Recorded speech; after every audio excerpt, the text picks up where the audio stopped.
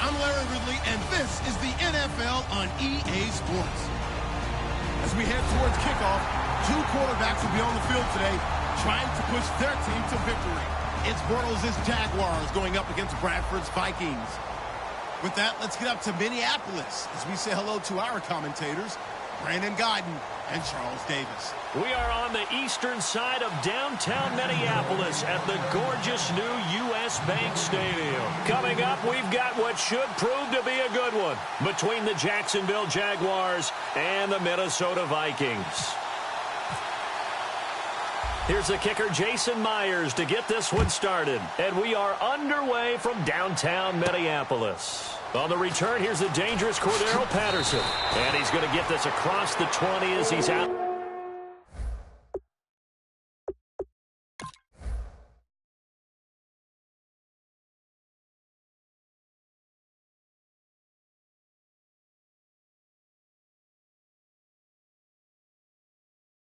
Bounds at the 23.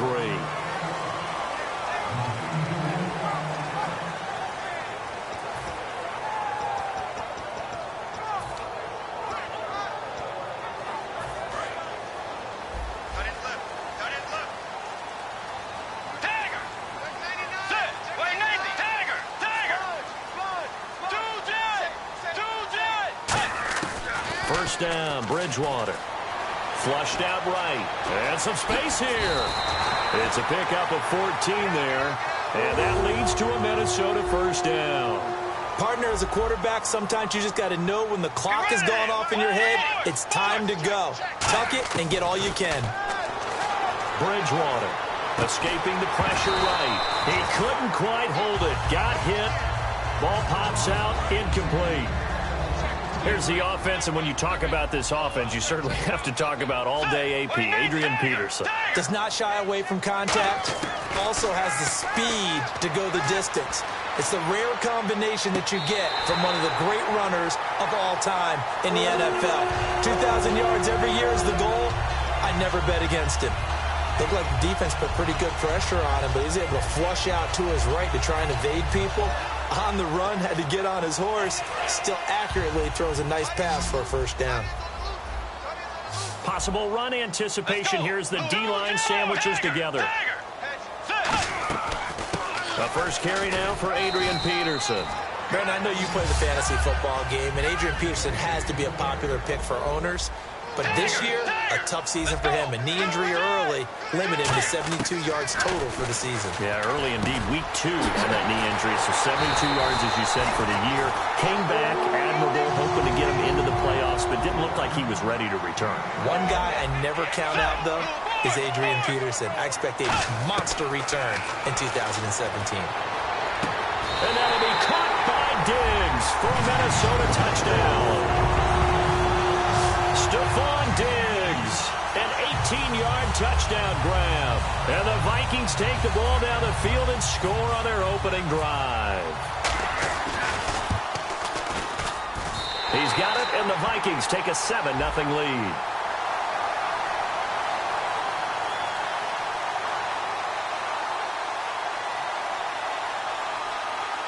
So the flag is for roughing the kicker, a big 15-yard penalty. And I'm not sure that was the time to go all out after the kicker. Plenty of time left in this game. Forbath to send it away now following the touchdown. And that'll carry over the back line of the end zone for a touchback.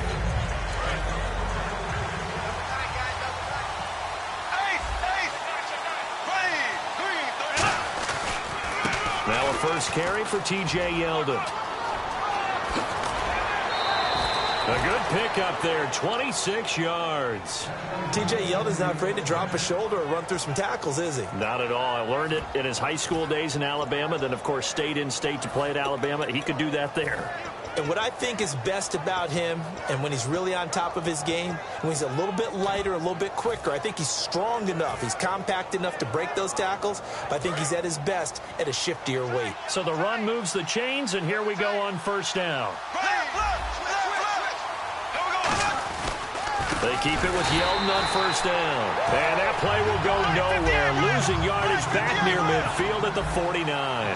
Well, in that play, the expression, don't blink, you might miss something, certainly applied. That was fast. Defense diagnosed the play, and it was over in a heartbeat. Bortles to throw on second down. Flush to his right. Now he's hit, and Bortles fumbled. It's loose, and the Vikings pick up the football. You know, for this Vikings team, as they come back out here on offense, I don't know that any group had more of a roller coaster ride than them in the 2016 season. The quarterback change at the beginning, the hot start, and then the cold middle. It was just a tough year for them, wasn't it? It really was, and when you look at how their season went, you mentioned the roller coaster. A lot of it can come back to the injuries, especially along the offensive line. I think by around October, maybe even early November, I'm surprised you and I didn't get a call to go audition to be a left tackle there because they were just down so many guys. So that made it difficult to run the ball and to protect Sam Bradford, their quarterback, and it reflected in their final record. And the starters defensively for Jacksonville, and it's a Jags team that finished 3-13 last year, but on this side of the football, they've got a solid foundation, don't they? I thought that their defense kept them in a lot of games in 2016. I thought they played really well.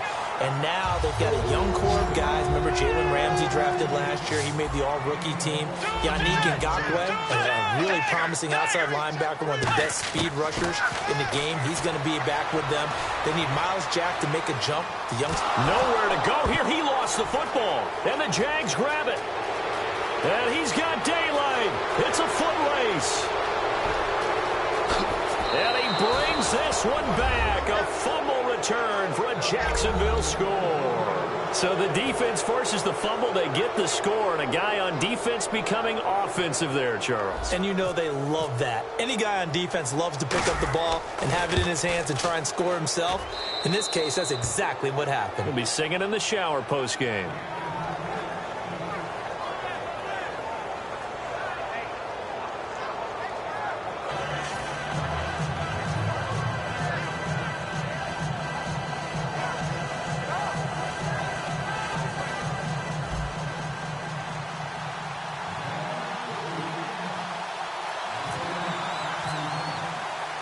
So we're right back where we started, all even as the kick's away.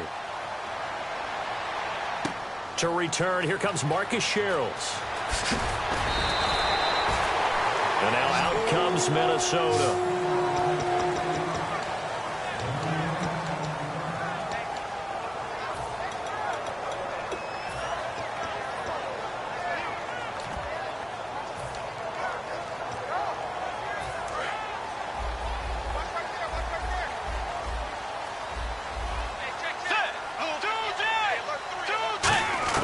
Bridgewater now after the fumble recovery. He's got the connection over the middle to Diggs. I'm just looking side by side at Diggs' number, rookie year versus sophomore year a season ago. 52 catches as a rook, 84 last year. But something you pointed out to me, yards per catch is off a bit, isn't it? It is, and you know, his first year, he was known a little bit more as a big play threat. This past season, adjusting to a new quarterback in Sam Bradford, that number went down by about 3 yards per catch.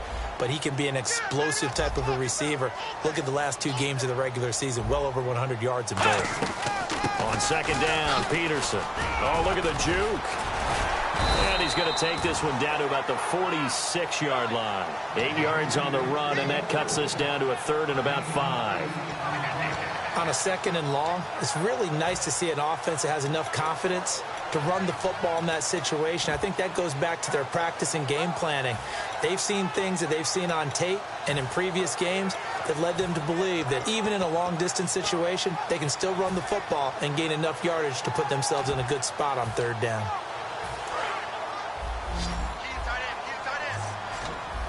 And the Jags have 5 in the secondary here on 3rd down.